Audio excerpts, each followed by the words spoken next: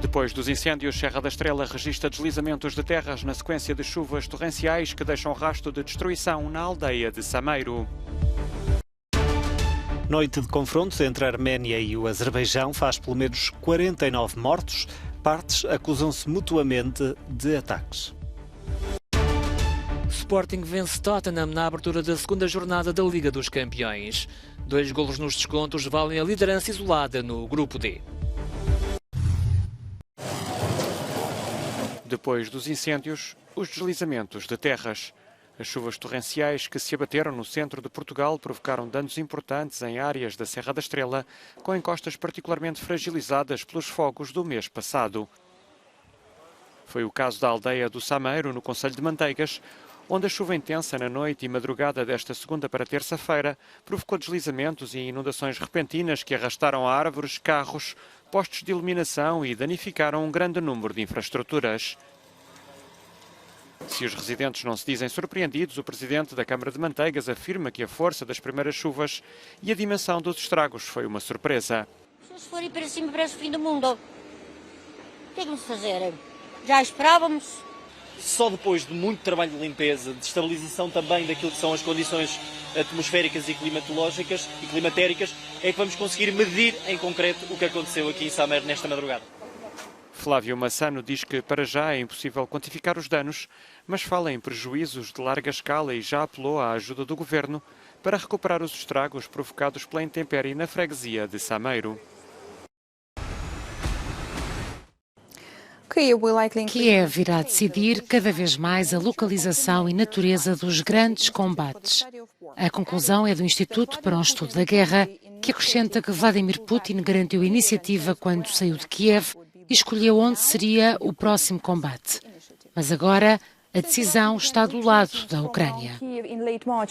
Desde que os russos começaram a retirada dos arredores de Kiev, no final de março e início de abril, a Ucrânia reconquistou mais de 60 mil quilómetros quadrados de território.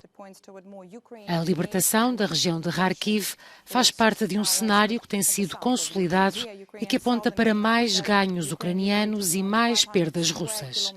Agora vamos olhar para o sul da Ucrânia. O Comando Ucraniano do Sul diz que o país libertou 500 quilómetros quadrados da região de Kherson, especificamente 6 povoações. Imagens de satélite de posições russas conhecidas em Kiselivka mostram que quase todos os veículos russos se afastaram das posições de avanço anteriores. O Ministério da Defesa do Reino Unido diz na sua atualização de informações sobre a situação no terreno que a Rússia poderá levar anos a reconstruir uma das suas mais prestigiadas unidades depois da retirada da região de Kharkiv. O Kremlin diz que o presidente Vladimir Putin conhece a situação na linha da frente e acredita que a Rússia vai alcançar os seus objetivos na Ucrânia.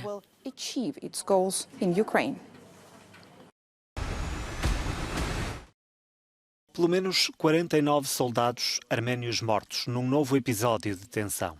O Ministério da Defesa da Arménia divulgou imagens não verificadas de forma independente que alega ser de tropas azerbaijanas a cruzar a fronteira com o país. As autoridades de Yerevan acusam o Azerbaijão de bombardeamentos intensos na madrugada desta terça-feira por causa do controle sobre a região do Nagorno-Karabakh.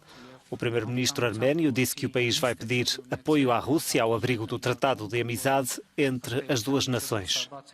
Já o Azerbaijão acusa a Arménia de estar por trás de atos subversivos em larga escala em regiões fronteiriças. O Ministério da Defesa diz que tomou medidas em resposta às provocações de Yerevan, negando tentativas de cruzar a fronteira.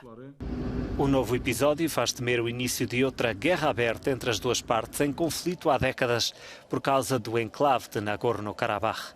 O último braço de ferro durou 6 semanas e fez mais de 6 mil vítimas.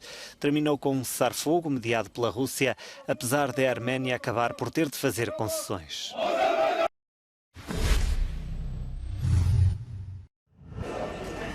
Os eurodeputados deverão dar luz verde às novas regras da União Europeia sobre salários mínimos para combater a pobreza no trabalho.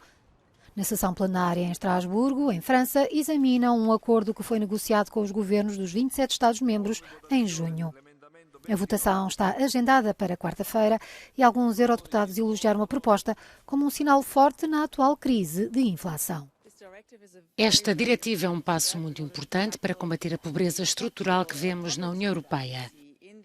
Há muitas pessoas a lutar para conseguir pagar as contas ainda antes de falarmos de inflação, ainda antes de falarmos de preços de energia que sobem em flecha. É muito importante conseguir uma mudança estrutural que irá beneficiar milhões de cidadãos europeus. A definição do salário mínimo continuará a ser uma prerrogativa dos governos dos Estados-membros, mas o valor deve garantir um nível de vida decente face ao contexto socioeconómico e o nível médio de poder de compra de cada país. Este é o fim de uma era. Durante décadas, os países europeus competiram entre si pelos trabalhadores mais baratos, mais vulneráveis, e era algo visto como uma vantagem. Chega ao fim uma era em que a competitividade é medida pela força de trabalho barata e vulnerável. A diretiva visa também alargar a cobertura pela negociação coletiva, idealmente para os 80% da força laboral de cada país. Os governos devem ainda aumentar a informação sobre este direito entre os trabalhadores e incrementar as inspeções do trabalho, de forma a agir rapidamente contra os empregadores que não cumpram a lei.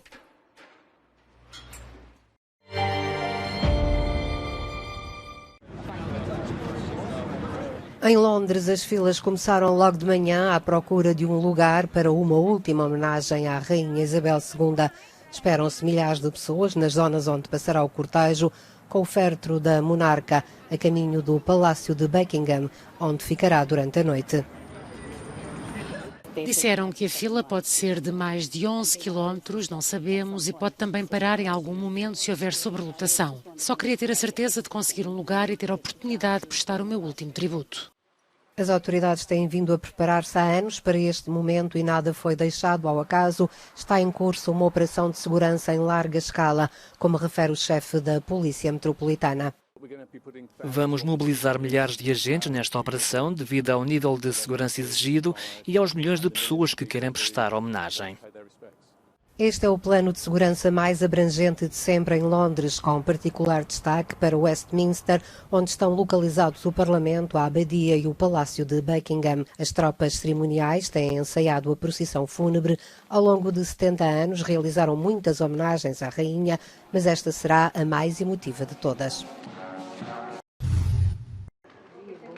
Uma voz incómoda contra o racismo e não só, junto da elite política no Brasil. Nas favelas do Rio de Janeiro, Renata Souza assume-se como a sucessora da ativista Marielle Franco. Deputada estadual, recandidata-se à reeleição pelo Partido Socialismo e Liberdade nas eleições de 2 de outubro com uma missão clara: continuar o legado de Marielle, morta a tiros em 2018. Todo o racismo, todo o machismo, a LGBTfobia que a gente vê na sociedade se reproduz dentro dessa casa legislativa, né? A Assembleia Legislativa, historicamente, foi ocupada por homens brancos de uma elite política e econômica brasileira. Então, quando nós chegamos lá com movimento social, movimento de mulheres, movimento negro, a gente é vista como a invasora. Tal como Marielle, Renata também vive em sobressalto. Teve de sair da favela da Maré, no Rio de Janeiro, por causa de ameaças de grupos de apoio ao presidente Jair Bolsonaro nas redes sociais. Mas não se deixa intimidar e fala em nome dos que não têm voz. Eu ando com carro blindado, eu ando com policiais, eu ando com segurança, né? Eu perdi a minha liberdade. É um preço muito alto para fazer política no Brasil. Mas faz sentido diante dessas pequenas vitórias. A candidata de 40 anos tem operado pequenas, grandes revoluções. Promoveu uma lei para priorizar a investigação de assassinatos de crianças e adolescentes e medidas para lutar contra a violência obstétrica das mulheres negras.